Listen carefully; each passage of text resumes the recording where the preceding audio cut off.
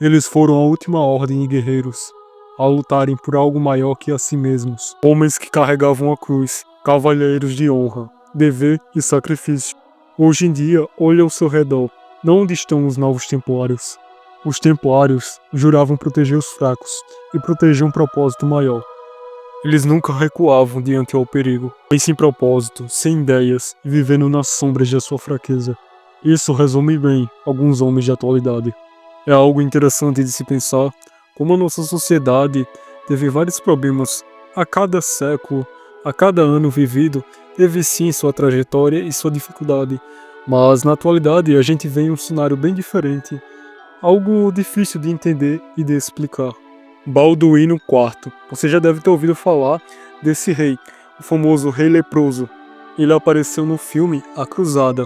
O Rei Leproso ele teve um grande papel fundamental e é um exemplo claro de liderança. Mesmo com a doença que ele tinha, que era a lepra, uma doença desconhecida na época, mesmo vivendo naquela situação, ele liderou até o fim. Foi um exemplo claro de liderança, de fé e de humildade. Algo interessante de se pensar é que ele não se escondeu atrás de desculpas, que ele não ficava reclamando, mesmo diante da sua situação em si. Sabendo qual seria seu fim, ele aceitou seu destino e lutou até o quanto ele pôde.